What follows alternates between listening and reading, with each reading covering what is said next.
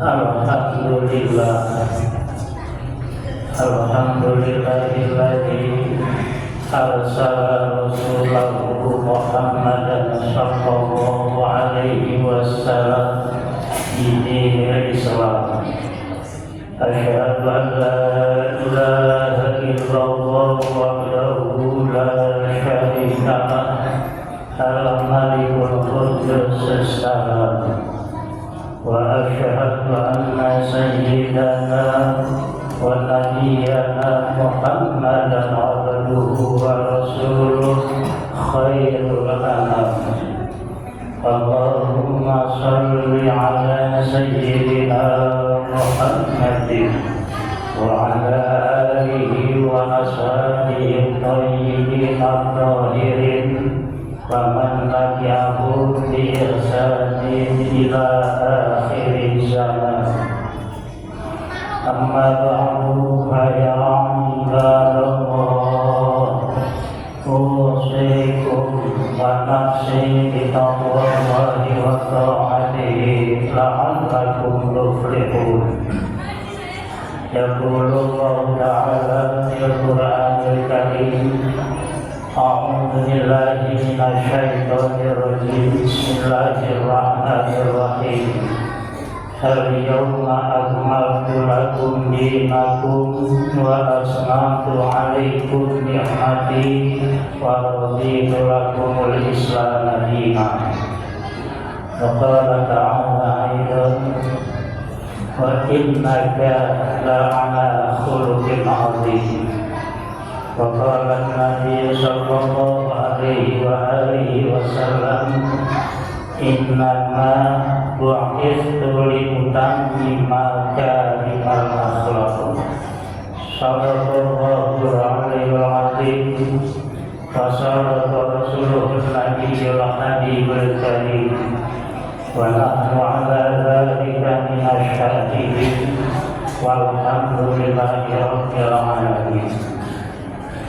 Hadirin kaum muslimin yang dimuliakan Allah Subhanahu wa ta'ala, dalam khutbah di hari yang sangat mulia dan turunnya rahmat Allah ini, Al-Fakir hamba Allah yang dhaif ingin mengajak pada saudara-saudara rahimahumullah, juga mengajak dan mengingatkan kepada diri pribadi.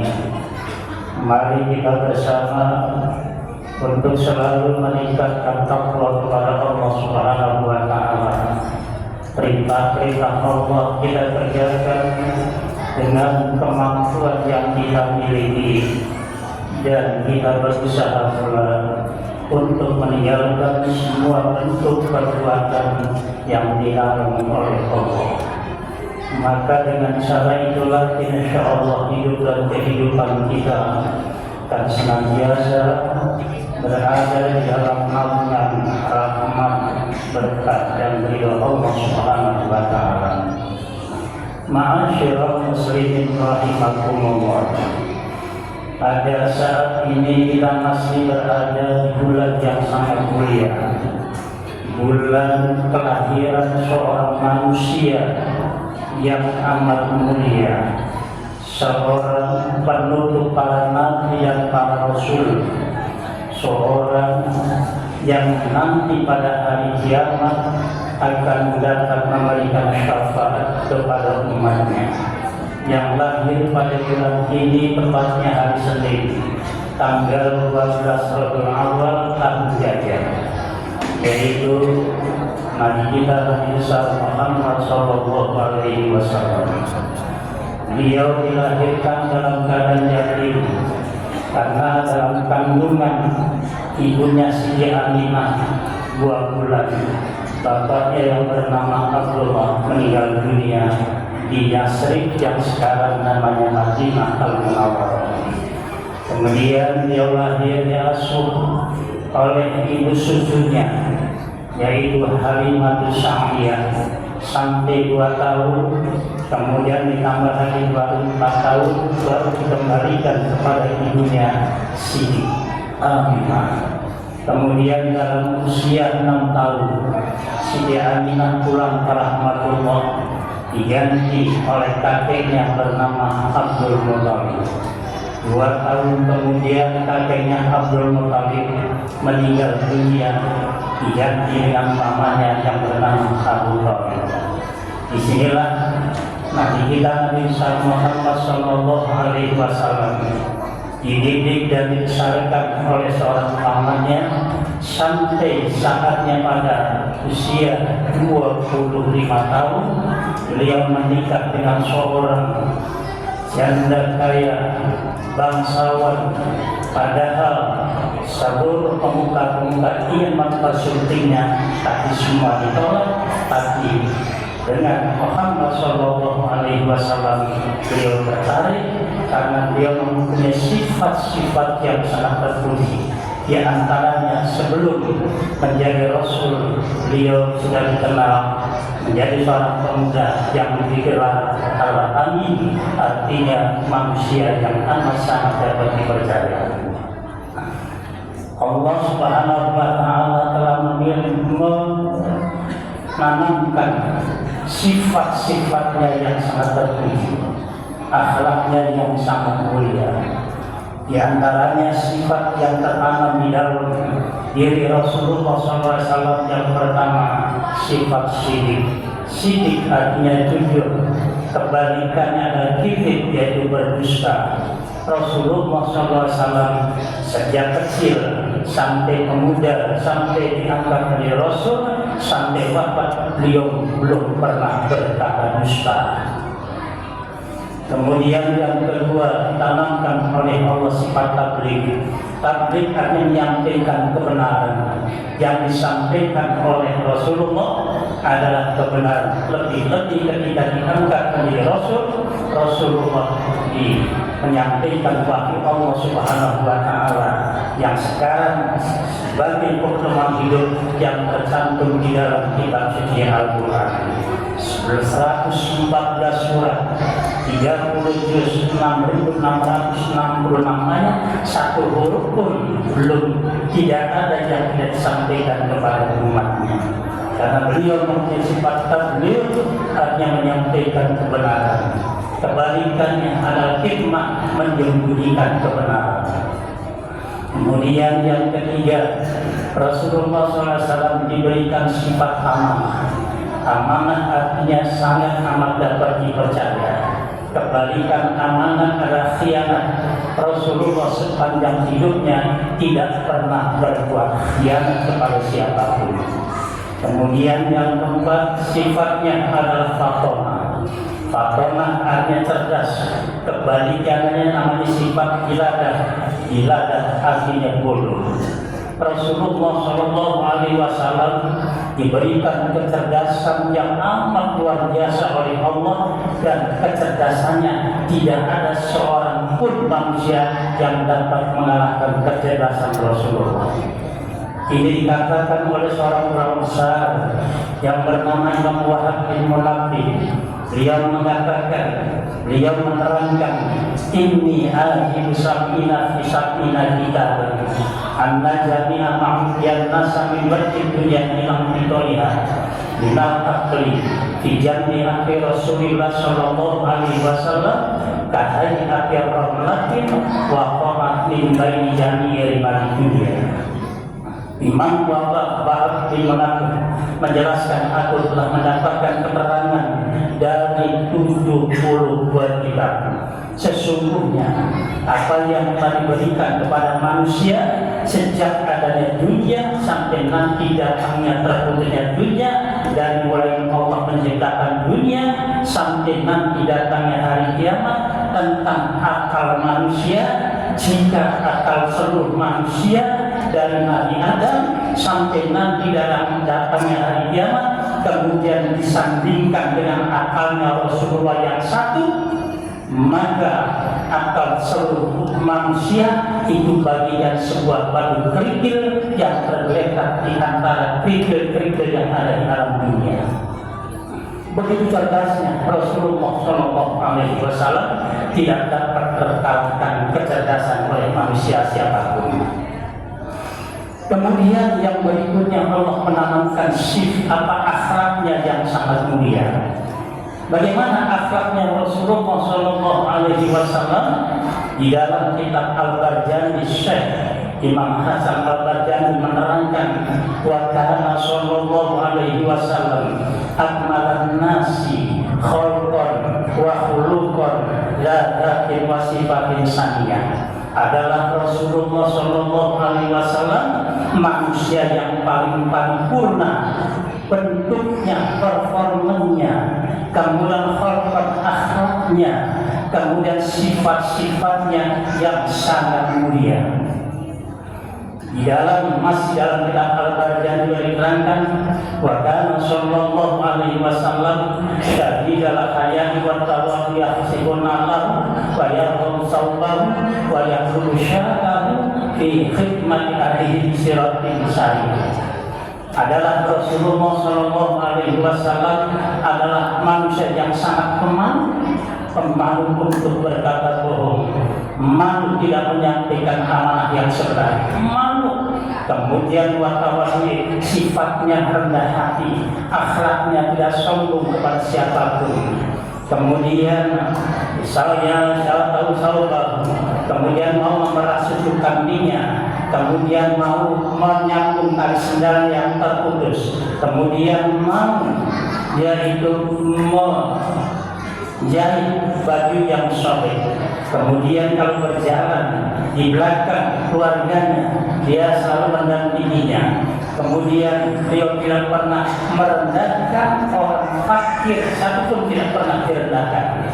Beliau mau bergaul dengan mereka, kalau sakit mau menjenguk mereka, kalau meninggal dunia mau mengantarkan jenazah sampai ke pemakaman. Itulah akhlaknya Rasulullah. Pantas kalau Allah memuji akhlaknya Rasulullah di dalam firman yang disebut wa innaka la'ala khuluqin azim. Sesungguhnya engkau Muhammad, kata Allah, memiliki akhlak yang paling agung. Inilah sosok yang diperingati pada bulan ini. Kemudian ajarannya, sifatnya sempurna, akhlaknya sempurna. Lalu Allah menurunkan agama yang sempurna kepada orang yang amat sempurna. Agama Islam adalah agama yang paling sempurna. Agama Islam semua dibawa oleh para nabi, sejak dari Nabi Adam sampai Rasulullah, semuanya agamanya Islam. Cuma nanti syariatnya saja berbeda. Maka syariatnya barulah disempurnakan oleh Nabi kita Nabi Muhammad Sallallahu Alaihi Wasallam. Allah Subhanahu wa Ta'ala mengatakan di dalam firman-Nya, "Al-yawma akmaltu lakum dinakum wa asmamtu 'alaikum ni'mati wa raditu lakumul Islam dinan." Allah berfirman, pada hari ini, maksudnya hari Jumat, tanggalnya tanggal 9 Dzulhijjah, ketika Rasulullah sedang berada melaksanakan wukuf di padang Arafah. Kemudian turunnya hadis asar, ketika Rasul masih berada di atas kendaraan untanya pada tahun 10 Hijriah, Allah mengatakan, pada hari ini aku telah sempurnakan agama untukmu dan aku telah cukupkan nikmatku kepadamu. Artinya apa? Ketika Rasul berangkat kepada haji, datang ke Mekah, disangka oleh penduduk Mekah akan ada pembalasan dendam. Ternyata tidak. Rasulullah berakhlak mulia, sifatnya akhirnya penduduk Mekah berbondong-bondong memeluk agama Islam. Inilah karena akhlaknya Rasulullah. Pada hari ini telah aku sempurnakan agama dan aku telah cukupkan nikmat kepadamu dan aku ridho Islam adalah menjadi agama. Jadi agama yang diridhoi oleh Allah cuma satu, yaitu Islam. Makanya di dalam Islam agama cuma terbagi dua. Ada agama samawi, agama langit, agama yang ditentukan oleh Allah melalui wahyu. Kemudian yang kedua agama arti, agama bumi, agama ciptaan manusia. Makanya agama yang sempurna adalah Islam. Dan satu-satunya agama yang diterima oleh Allah adalah Islam. Boleh kita berhapus macam-macam agama di dunia, tapi ingat kita harus toleransi, tidak mengganggu peribadatan agama mereka. Kemudian Allah berfirman di dalam ayat yang lain, Inna dina illallahil Islam. Sesungguhnya agama yang diridhoi oleh Allah cuma satu, Islam. Allah berfirman lagi, wa may yabtaghi ghairal Islam dinan fala yuqbal minhu wa huwa fil akhirati minal khasirin. Siapa saja yang menganut mencari agama selain Islam, maka sekali-kali agamanya tidak diterima oleh Allah dan pelakunya nanti di akhirat termasuk orang-orang yang memperoleh kerugian yang sangat besar. Inilah Islam yang dibawa oleh Rasulullah SAW. Yang terakhir yang kita peringati, kita kalau mengandalkan ibadah kita tidak seberapa. Kita masih berharap rahmat Allah. Kedua, kita masih mengharapkan syafaatnya Rasulullah SAW. Karena nanti ketika manusia dibangkitkan pada masyar, sejak Nabi Adam, Nabi Rasul berkumpul sampai Nabi yang terakhir, maka di pada masa orang-orang yang masih ada iman merasa kesulitan, kegelisahan, begitu banyak kesibukan. Anak tidak kenal lagi dengan orang tua, suami tidak kenal lagi dengan istri. Orang yang beriman sudah kebayang lebih orang yang tidak punya iman. Lalu akhirnya orang-orang yang beriman berunding, bagaimana kalau kita minta pertolongan, minta kepada Allah. Kita datang Nabi Adam alaihissalam. Ini diterangkan di dalam hadis sahih yang terjemahannya sebagai berikut yang diriwayatkan oleh Imam Muslim. Orang beriman datang kepada Nabi Adam, ya Adam, engkau adalah bapak moyangnya manusia. Engkau diciptakan oleh Allah dengan kekuasaan yang kalimat kun fayakun. Jadi Adam, maka Adam terwujud. Engkau adalah manusia pertama. Kemudian orang beriman meminta, ya Adam, mintalah kepada Allah agar engkau diberikan izin syafaat oleh Allah untuk dapat menolong umat manusia yang beriman. Apa jawaban Nabi Adam? Kalian semua salah amat. Akulah bukan orang yang kamu maksud. Nabi Adam menceritakan punya dosa pada Allah, yaitu memakan buah khuldi. Dia merasa bersalah, malu saya tidak bisa memberikan syafaat. Kata Nabi Adam, datang saja sana kepada Nabi Nuh alaihissalam. Akhirnya semua manusia yang beriman datang kepada Nabi Nuh alaihissalam. Wahai Nuh, engkau adalah manusia yang diutus pertama kali di permukaan bumi. Karena ketika Allah menurunkan banjir bandang, turun hujan selama hampir 50 hari dari laut air pasang. Karena umatnya tidak ada yang beriman kecuali 80 orang saja. Dakwahnya 900 tahun, yang beriman cuma 80 orang. Kesel Nabi Nuh alaihissalam, memohon kepada Allah agar diturunkan bencana. Akhirnya Allah perintahkan Nabi Nuh, buat saja perahu. Dibuat perahu, diejek pula sama umatnya, sama kaumnya yang tidak beriman. Nabi Nuh tenang saja.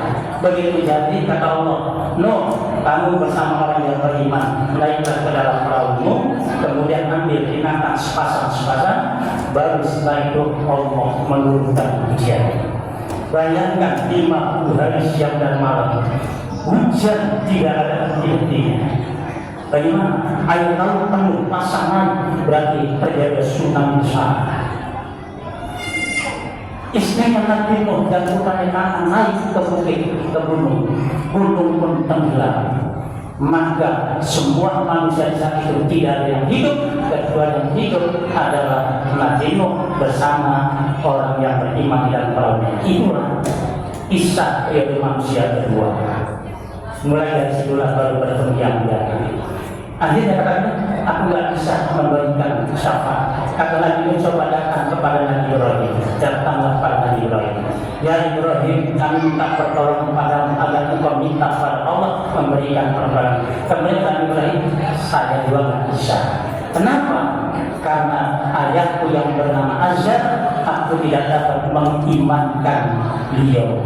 Aku malu. Kalau itu datanglah kepada Nabi Musa alaihissalam.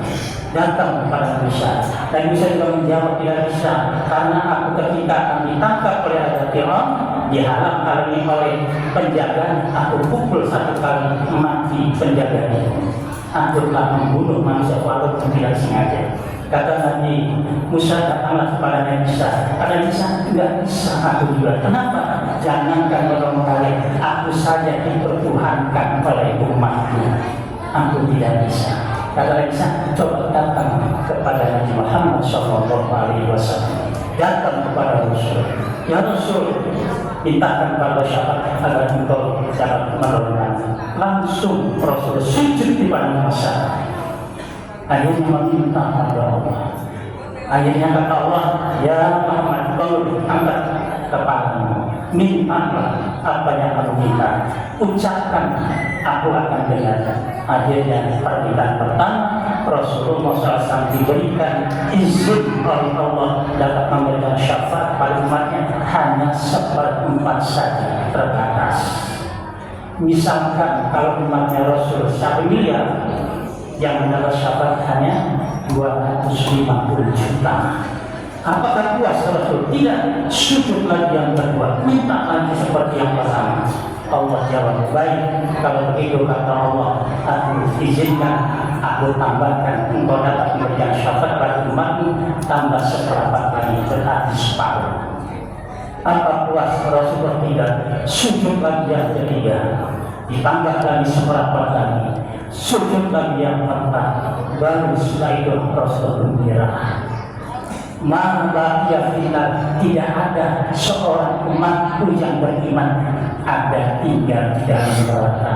Illa man habasal Quran, kecuali orang yang ditahan oleh Al-Quran tidak bisa masuk ke dalam surga. Wa wajaba alaihi khuludu finnar, dia langgeng di neraka tanpa dunia, menghina Al-Quran, mengejek-ejek Al-Quran, tidak beriman kepada Al-Quran.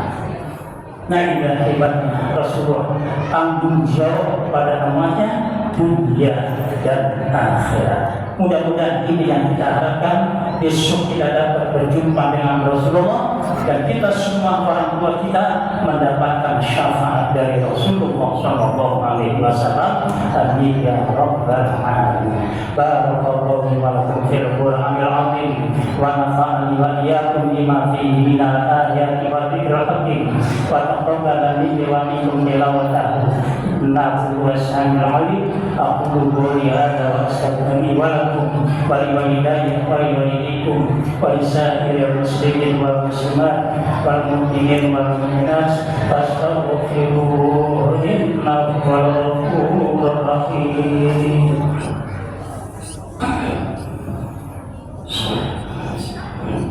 Allahumma salli ala sayyidina Muhammad wa ala ali sayyidina Muhammad.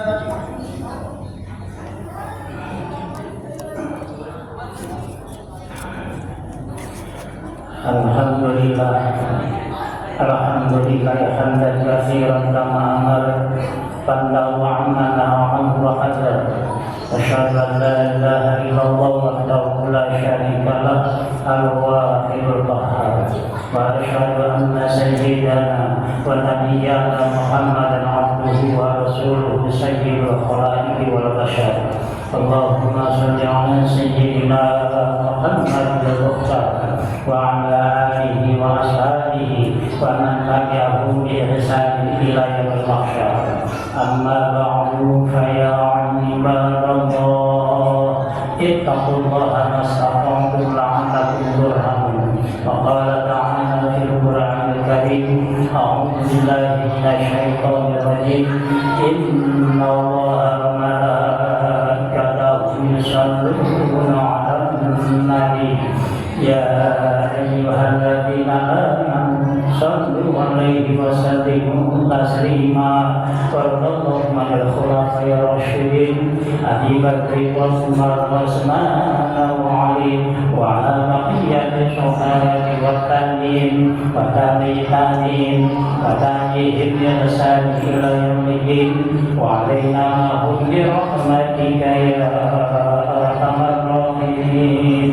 اللهم اغفر للمسلمين والمسلمات والمؤمنين والمؤمنات الأحياء منهم والأموات إنك سميع قريب مجيب دعوات ويا قاضي الحاجات. اللهم ثبتنا بالإسلام، اللهم ثبتنا بالإيمان، اللهم ثبتنا على دين الإسلام والإيمان. اللهم معنا، الله شاهدنا، الله خالقنا، الله ناصرنا، الله قريب منا. ربنا آتنا من لدنك رحمة وهيئ لنا من أمرنا رشدا.